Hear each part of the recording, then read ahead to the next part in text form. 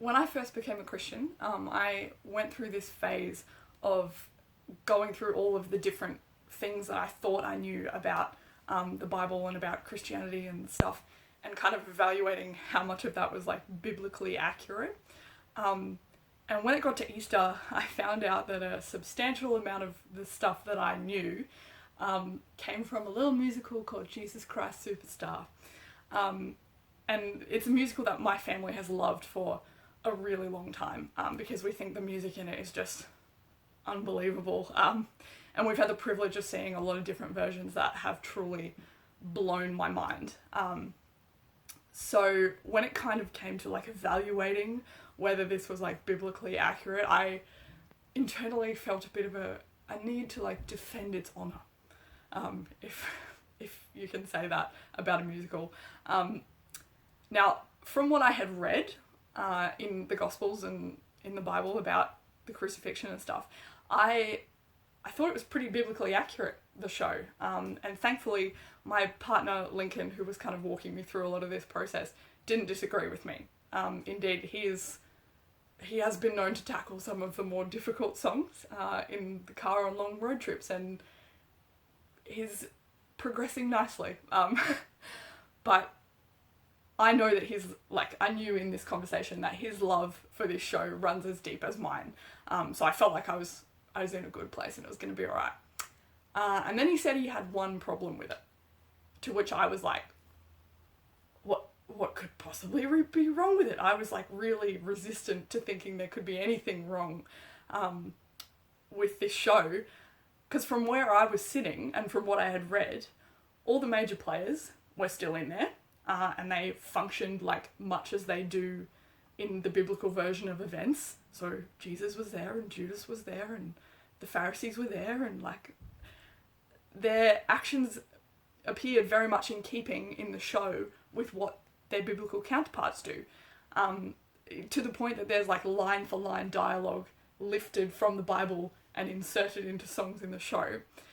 There are so many parallels, down to the point that like the last song in the show is called John 19:41, and it doesn't get much more biblical than numbers with a semicolon in the middle. So I was like, what's the issue? And for those of you who know the contents of John 19:41, you probably know where he's going with this, but I didn't.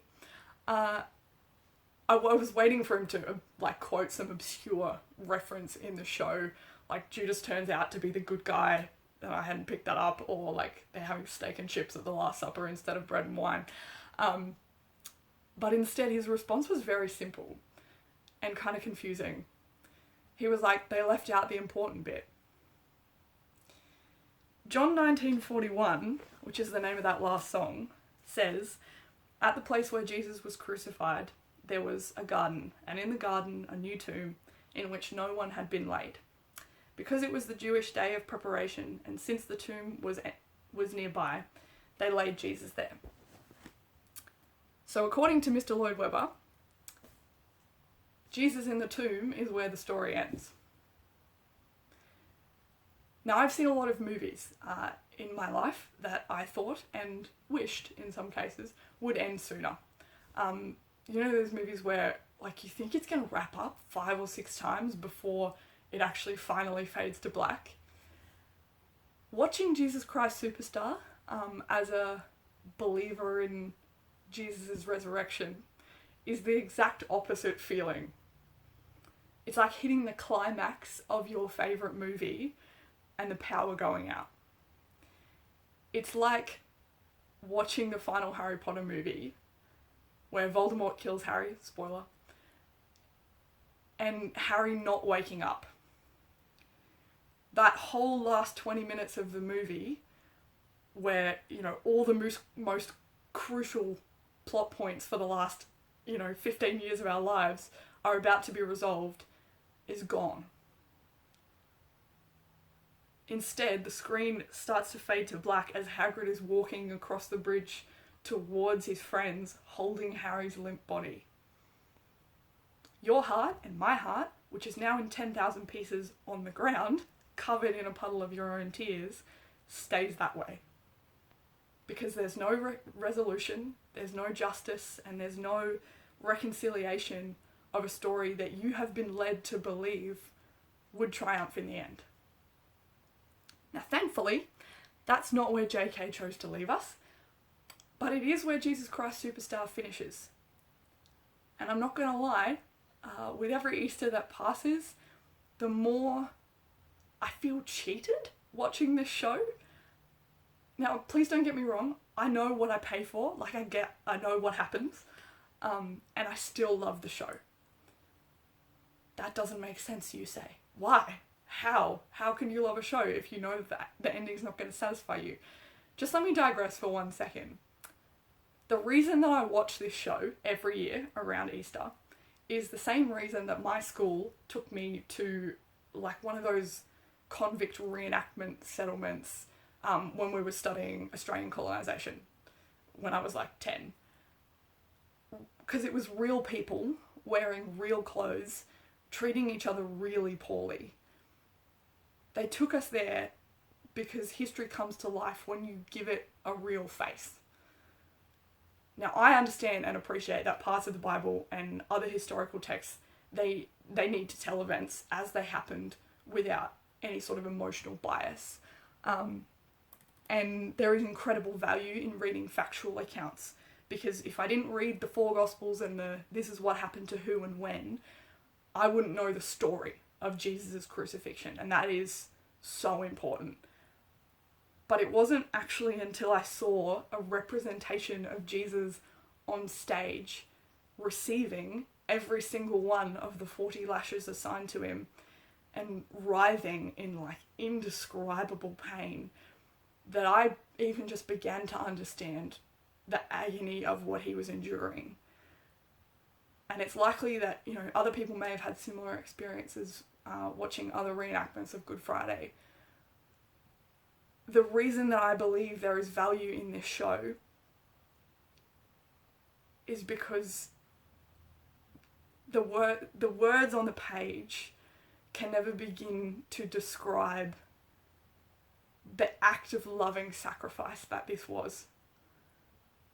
Jesus Christ Superstar is to the Bible story as the film Gallipoli is to a World War I textbook, right? It is not historically perfect, but it brings the story of a group of people from facts and figures into this gut-wrenching clarity of their suffering.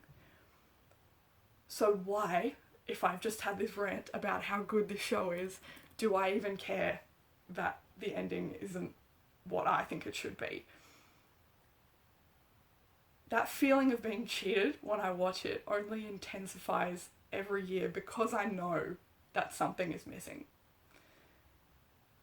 I need to take you back to that awful moment in that Harry Potter movie, I'm sorry, where an army of bloodied up young people, absolutely committed to a cause that Harry embodied, are confronted with his body.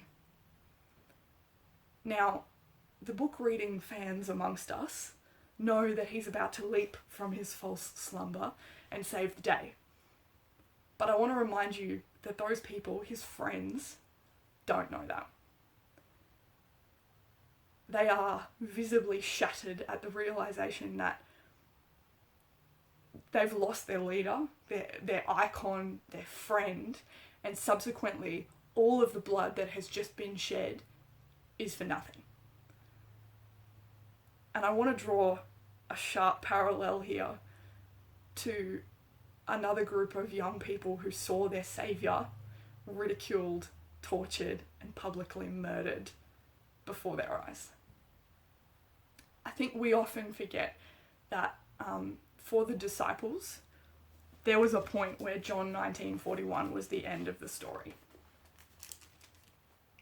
There's no books after that. There's no letters from the apostles. There's no revelations. There's none of that, because that's where it finishes.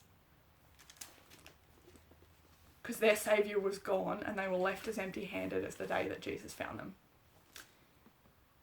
I can hear the well-read amongst you, maybe citing a couple of Bible references about the times when Jesus was telling the disciples, point blank, that he was going to die and be raised again, because he did 3 times. Matthew 20:19 literally says, "They will condemn him to death and hand him over to the Gentiles to be mocked and flogged and crucified. On the 3rd day, he will be raised to life." Like many of you may be feeling right now, I have read that prophecy and condemned the disciples for being dumb and forgetful and flimsy. Like, guys, he literally told you he was going to come back to life. What are you worried about? / keep it together, right? And then I remember what they'd just seen. The ridicule and the torment and the death of the very real death of their saviour.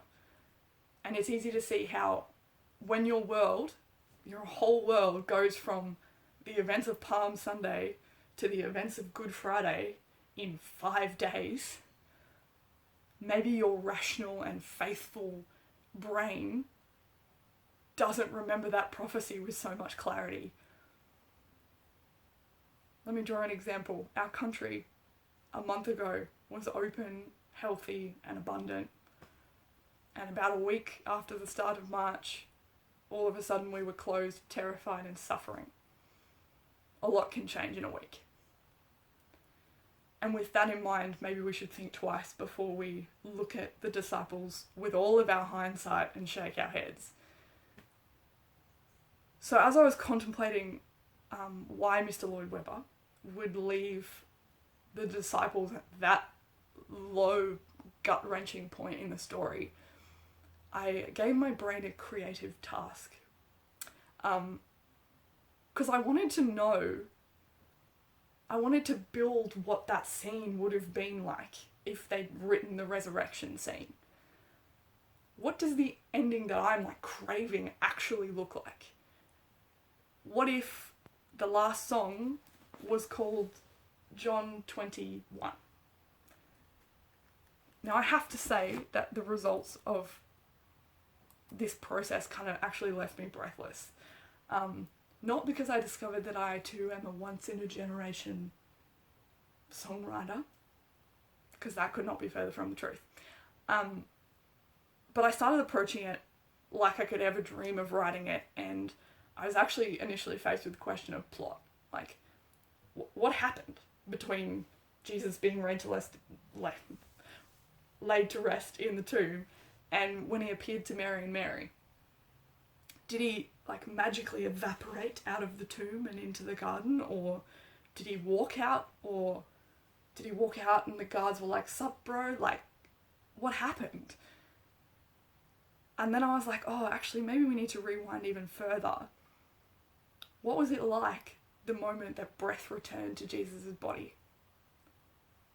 That first deep inhale as the resurrected King. Did he speak? What would he have said? What words does someone utter having risen from the grave, having rewritten the rules, not just for that moment, but actually for eternity? What would he say? And then it was in that moment that I kind of realised my mistake in all this. Because I'd initially had this image of a soaring score that would sort of have to overtake all the other songs that had come before it, and I saw a blaring white light that would turn the body into this heavenly figure, and and then I tried to imagine lyrics, and words just failed. Because from where I stand, there exists no language that can capture or even just begin to vaguely echo what happened in that moment. There is no actor who could embody an experience that's only been had by the one who defeated the grave. There is no light white enough or sound loud enough to reflect the roaring of the heavens in that moment. I get now why Andrew Lloyd Webber called it there. How do you write the moment that eternity shifted? how could somebody write the moment that changed my life and yours? My new favourite thing to do is to picture that instant when breath returned to Jesus' body. And then remember that every breath I get to breathe now and every breath hereafter is because that first one happened. And for me, that makes a single breath in a sealed and unlit tomb the best news and the most unwritable closing song ever.